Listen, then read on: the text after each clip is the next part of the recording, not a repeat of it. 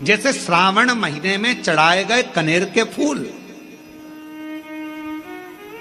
दुर्वा,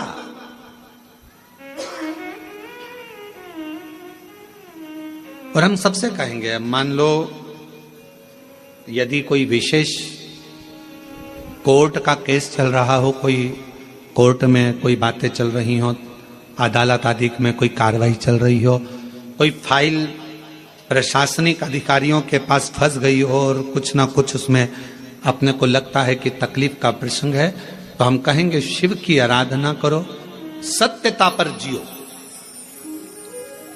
और साथ में 5 दुर्वा, 1 कनेर का फूल पीला, 1 पीला कनेर, 5 दुर्वा, 5 बेलपत्र लेकर शिव जी के मंदिर में जाकर शिवलिंग पर समर्पित कर 2 लोटा जल सावन के महीने में उसी पर बेलपत्र कनेर के फूल पर चढ़ाइए। देवाधिदेव महादेव की कृपा होगी।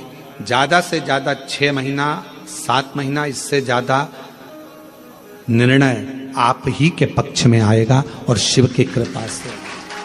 और इसमें एक बात और स्मरण रखें, जैसे कोई की प्रॉपर्टी है, कोई की जमीन है, और वो जमीन तुम्हारी कोई ने कब्जा कर लिया, तुम्हारा नाम नहीं हो पाई, या कोई उसमें लफड़ा हो गया, या तकलीफ आ गई और पैसा उसमें अटक गया, उसके लिए भी कनेर का पुष्प श्रावण महीने के जितने सोमवार आते हैं, रविवारी, सोमवारी और भोमवारी, कौन कौन से बार हो गए? रविवार, सोमवार और मंगलवार, 3 बार। प्रथम दिवस में कनेर का 1 पुष्प लेना है, द्वितीय दिवस में कनेर के 5 पुष्प लेना है, और तृतीय दिवस में कनेर के 3 पुष्प लेना है। बेलपत्र 1-1 साथ में लेकर शिव जी को रविवार के दिन भी समर्पित करें, सोमवार के दिन भी समर्पित करें, और मंगलवार को 3 कनेर के पुष्प के साथ बेलपत्र लेकर बाबा को समर्पित करिए। कितना भी अटकी हुई प्रॉपर्टी होगी, कह दिया उसने मैं तेरे नाम प्लाट नहीं कराऊंगा और पैसा लेकर बैठ गया, या पैसा नहीं दे रहा है, या किसी भी रूप में वो अटका हुआ है, अगर सावन के 4 सोमवार पढ़े या 5 सोमवार पढ़े, आपने ये प्रत्येक सावन के सोमवार के पहले, फिर से बोलो कौन सा बार? रविवार, सोमवार और मंगलवार, ये 3 बार का क्रम अगर प्रत्येक सोमवार के पहले और बाद में कर लिया, तो आपको उसे प्रॉपर्टी, उस व्यक्ति को तुम्हें देना ही पड़ेगी, छोड़ना ही पड़ेगी।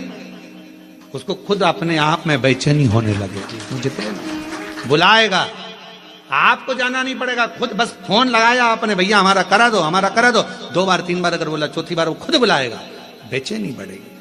मेरा बाबा उसको खुद खल बुला देता। शिव शिव है, उसको कहते सत्यम शिवम सुंदर, शंकर शंकर। आप लोग कथा में श्रवण करे हैं पूर्व में, हनुमान गतिमान रतिमान मतिमान वर्तिमान, ऐसे हनुमान जी के कई भाई हुए, कई भाई हनुमान जी के हुए। और हमने पहले भी कहा है, जिसकी फैक्ट्री ना चलती हो, बहुत दुकान ना चलती हो, तो हनुमान जी के पांव का थोड़ा सा सिंदूर लेकर, यदि उस सिंदूर को किसी भी फैक्ट्री या दुकान में हनुमान जी के छोटे भाई गतिमान के नाम से अगर 1 बिंदी भी सिंदूर की रख दी जाती है, तो वो दुकान और फैक्ट्री भी झड़के से चलना प्रारंभ हो जाती है। गतिमान हनुमान जी के छोटे भाई, एक हनुमान जी के छोटे भाई हैं मतिमान। जब व्यक्ति डिप्रेशन में जाता है, एकाग्र चित्त नहीं रह पाता है, पढ़ने बैठता है पर एकदम मन नहीं लग पाता है, तो मतिमान का स्मरण किया जाता है, हनुमान जी के 3रे नंबर के भाई का, मतिमान।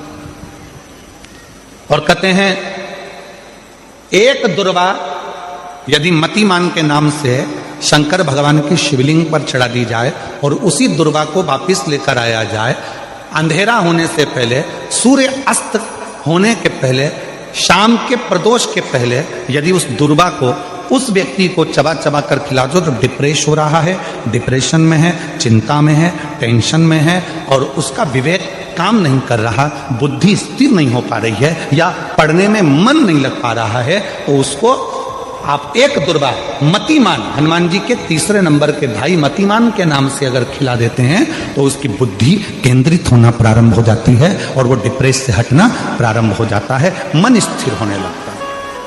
मतिमान।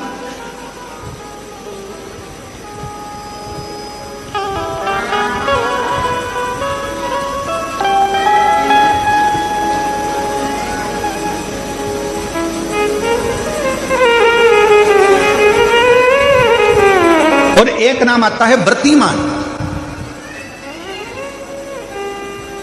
इसका प्रैक्टिकल तुम अभी यहीं से कर लेना, ठीक है? चलते चलते मालूम पड़े तुम्हारी पार्किंग यहां से आधा किलोमीटर दूर है, ठीक है? अरे बोलो तो जम के। आधा किलोमीटर दूर तुम्हारी पार्किंग है और तुम्हारी उम्र लगभग बहुत हो गई। मालूम पड़े तुम थोड़े वृद्ध हो गए हो और तुम्हारा घुटना दुख रहा है, तुम्हारी कमर दुख रही है, चलते चलते बड़ी मुश्किल से तुम कथा स्थल तक पहुंचे हो। अब मन में आ रहा है कि मुझे वापस पार्किंग तक जाना है, कैसे जाऊंगी, पाँव तो दुख रहा है। तो एक काम आज चलते चलते करना कि कहीं सीवर वाला महाराज झूठ तो नहीं बोल रहा है, तो प्रैक्टिकल करके जाना। क्या करोगे? यहां से जाते समय आप जब जा रहे हो और आपके शरीर का कोई अंग जब दुख रहा है तो श्री शिवाय नमस्तुभ्यम कहकर श्री व्रतिमान हनुमान का स्मरण करो। किसका स्मरण करना है? जम के बोलो, व्रतिमान हनुमान। व्रतिमान हनुमान का स्मरण करके कहीं पर भी बैठकर अपने पांव की छोटी वाली जो उंगली है उसको जम के दबाना और दबाने के बाद चल देना। जिस जगह पर भी दर्द हो रहा होगा मेरा बाबा आपको मंजिल तक पहुंचाएगा, दर्द होने नहीं देगा। कल नहीं करना, प्रैक्टिकल आज ही करना। काल करे सो आज कर। व्रतिमान आज करेंगे गुरुजी, 3 महीने में फर्क दिखेगा। तुम तो आज की आज का बताओ ना कि आज की आज में फल कैसे मिले। तो बिल्कुल तैयारी में बैठो। जाते जाते व्रतिमान हनुमान भगवान श्री शिवाय नमस्तुभ्यम का स्मरण कर कर एक ऊर्जा के साथ, ताजगी के साथ चलते जाओ। शिव थोड़ा बहुत नहीं देते, मेरे भगवान देते हैं चप्पल फाड़ कर। लोगों के स्मरण में है कि नहीं हमको नहीं मालूम, पर 2 माता ऐसी है, 2 जगत जननी ऐसी है कि दुनिया का कोई भी व्यक्ति कितना भी टोना कर दे, चाहे दुनिया का कोई भी व्यक्ति कितनी भी विद्या कर दे, चाहे दुनिया का कोई भी तांत्रिक कोई विद्या करने वाला तुम्हारे ऊपर कितनी भी विद्या कर दे, 2 देवी ऐसी है जो उस टोना को, उस विद्या को पलट देती है। और यह हम नहीं कर रहे हैं, देवी भागवत कर रहे हैं। देवी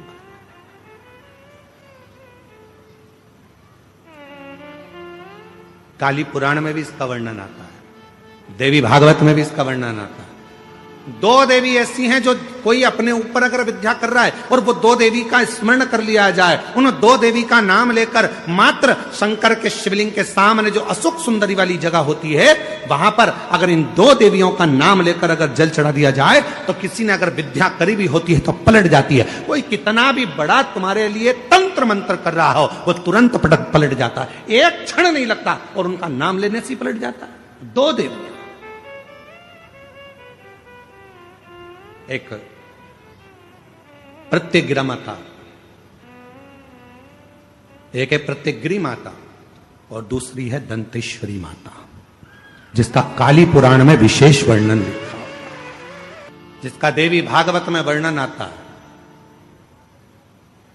और महाराज प्रत्यग्री माता का वर्णन स्वयं यहां तक, प्रत्यग्रा माता का वर्णन यहां तक अथर्व वेद में भी प्रत्यग्री माता का वर्णन और दंतेश्वरी माता का स्मरण यहां तक अथर्व वेद में भी वर्णित किया गया प्रत्यग्री माता का। काली पुराण में तो है, देवी भागवत में भी है। ये जो 2 देवियां हैं, एक प्रत्यग्री माता और दूसरी जम के बोलो दंतेश्वरी माता। ये 2 माता ऐसी हैं, अगर भगवान शंकर का ये शिवलिंग है, ये जलाधारी है, माता पार्वती जी का हस्तकमल, और यहां सामने एक मोटी सी लाइन होती है अशोक सुंदरी का स्थान। इधर गणेश जी, इधर कार्तिकेय जी। जब हम दक्षिण में खड़े होकर, उत्तर में मुख कर कर, यहां खड़े होकर जब हम शिवलिंग पर जल चढ़ाते हैं और अपने जल के पात्र को थोड़ा सा आगे बढ़ाकर हम इस स्थान पर, अशोक सुंदरी के स्थान पर, इस यहां खड़े होकर जल चढ़ाते समय इस स्थान पर अपने पानी के लोटे को आगे बढ़ाते हैं और जल को यहां गिराते हैं। प्रत्येकगिरी माता का नाम लेकर या मां दंतेश्वरी का नाम लेकर जब हम चढ़ाते हैं, आज दिन भर में अगर कोई ने भी हमारे ऊपर विद्या करी होती है, वो 2 मिनट के अंदर वो कटकर गिर जाती है और कोई असर नहीं हो पाता। 2 मां, एक मां दंतेश्वरी, एक प्रत्येकगिरी। कौन है ये प्रत्येकगिरी माता? तो शिव महापुराण में बड़ा सुंदर वर्णन आया कि जब हिरण्यकशिपु ने बहुत तप करा, बहुत तप। मेरा निवेदन है आस्था चैनल वालों से, कथा लाइव चल रही है, उनसे हम निवेदन करेंगे कि आपके पास में दंतेश्वरी माता का फोटो हो तो आस्था चैनल वाले अवश्य दिखाते रहें बीच बीच में जहां कथा चल रही है। और प्रत्येकगिरी माता का अगर फोटो हो तो सिंह का मुंह होगा मां का, स्त्री का शरीर होगा मां का, और बड़े बड़े दंत होंगे उनके, प्रत्येकगिरी माता के। अगर वो भी चित्र हो तो अवश्य जहां कथा चल रही है तो लोगों को मालूम पड़े कि प्रत्येकगिरी माता कौन सी है, दंतेश्वरी माता कौन सी है, उनका स्वरूप का दर्शन अवश्य करें। और प्रत्येकगिरी माता का अगर फोटो का आप लोगों को समझ में ना आए तो एक बार हमको व्यासपीठ पर लाकर उस मोबाइल में दर्शन कराएं तो हम भी बता देंगे। प्रत्येकगिरी माता 2 माता ऐसी है। काली पुराण के अंतर्गत, देवी भागवत के अंतर्गत, हमारे वेदों के अंतर्गत 2 माताओं का क्रम बड़ा विचित्र। तो हम अभी जो कथा को प्रारंभ कर रहे हैं तो प्रत्येकगिरी से प्रारंभ कर रहे हैं और इसको लेकर जाएंगे दंतेश्वरी माता तक। संध्या काल में लगाया गया दीप मानदेह नामक असुर का संहार कर देता है।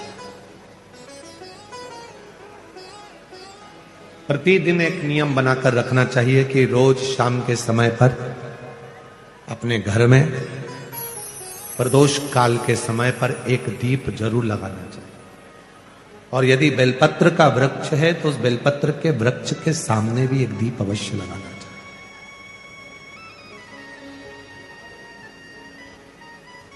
6 महीने में, 3 महीने में, 2 महीने में, 1 महीने में ऐसा नियम बनाया करो कि मुझे बेलपत्र की पूजन करो।